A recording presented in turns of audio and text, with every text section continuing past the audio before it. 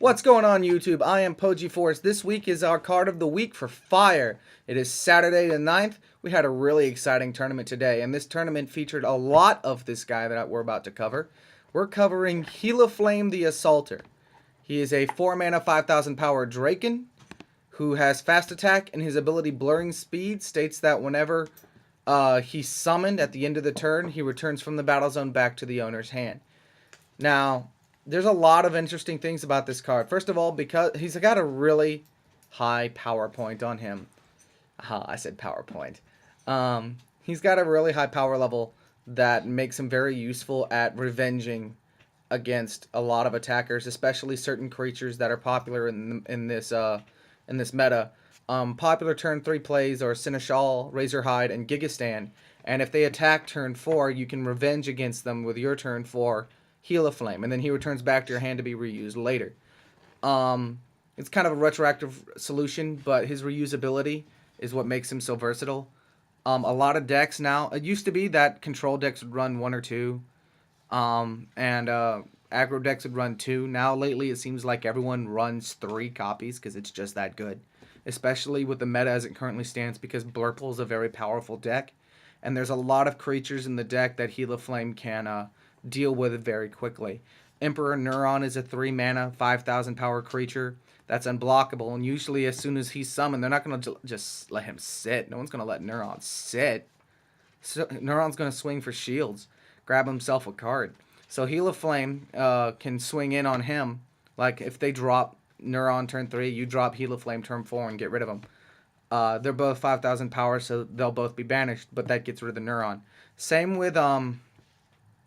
with Hydro Medusa. Medusa is, because Gilaflame doesn't stay in play, Medusa can't target Gilaflame. So Medusa comes in and it swings. Gilaflame can bump with that. Gilaflame is especially good. I think everyone can agree he is especially good on King Neptus, because you can't target Neptus with creature abilities or spells, which means Tornado Flame doesn't work and Hydro Medusa does not work. The only way to beat him is through battle. So usually, if Neptus swings, you can come in with Gilaflame as well and get rid of him that way. Now, I just mentioned 3 cards that he bumps with. One card that actually combos really well with Gilaflame is Blastforged Slaver. Blastforged Slaver is a 3 mana Draken with 1000 power, and his ability grants all other Drakens that you have in play an additional 2000 power, as long as Slaver is in play.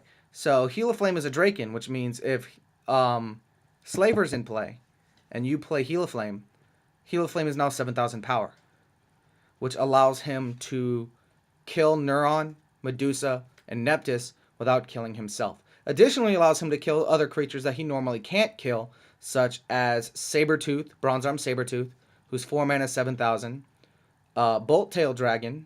Both of those cards are really popular right now. Bolt Tail Dragon, who's 8 for 7, and it helps him get over Dark Scare Adorable, who's 6 for 6. So Blastforged Slaver gives Gilaflame some more stopping power. He still doesn't stay in hand, which is on field, which is kind of a double-edged sword, because on the one hand, because he doesn't stay in play, he's really difficult to get rid of, but also because he doesn't stay in play, you can't really build a field with him. I've seen players, and what they shouldn't do this, but what I've seen players do is they'll have like no board, and they'll just summon Gilaflame every turn and break a shield. That prevents you from building up board presence, and that just gives your opponent a steady inflow of cards. So you shouldn't do that. Don't do that. Gilaflame's best for when you're trying to swing for game, or if you've got a bunch of guys on board already and you want to just keep that pressure on. That way, like, say you've got 2 guys, they got 2 shields, you summon Gilaflame and try to force, and you basically, they either have a blast or you win. That's where Gilaflame really shines. There's a lot of cards that deal with Gilaflame, though.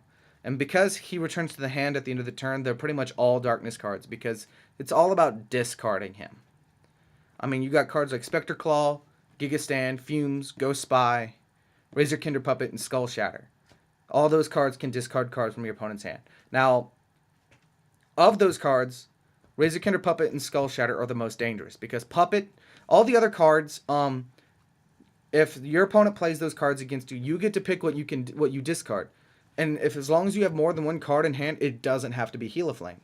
But if your opponent plays a Razorkinder puppet, they get to look and they get to pick what you discard, which can be very dangerous for you. If you've been annoying them with that Gilaflame, they can go in and take him out of your hand.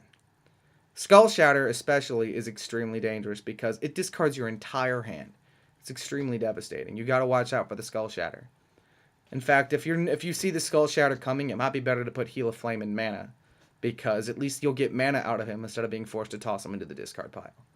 Now, some other cards that can deal with Gilaflame are blockers, because while Gilaflame can revenge a lot of creatures, if there's a blocker in the way, they're probably going to stop him. Pretty much any chump blocker can, prevent him from revenging, but the blocker is going to die in the process. There are 3 blockers that I'm aware of that can deal with Gilaflame fairly efficiently. 2 of which can kill Gilaflame, 1 of which can just stop him indefinitely. Frogzuka and Keeper of Clouds are both blockers, 1 from light, 1 from water, that are 4 mana, 5,000 power. So they have the same stats as Gilaflame, but they're blockers. So when Gilaflame comes out, if he attacks, they'll block him, and both the blocker and Gilaflame are dead. Now, probably the best blocker in the format right now, and really the best blocker to deal with Gilaflame, is Scarodorable of Gloom Hollow.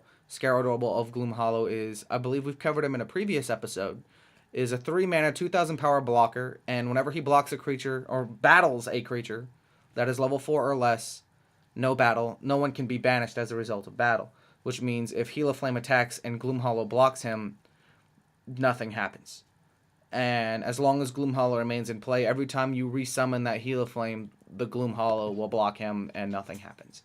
So Gloom Hollow is the anti-Gilaflame, and you want to be sure that you pack removal to deal with Gloom Hollow if you're going to be playing Gilaflame.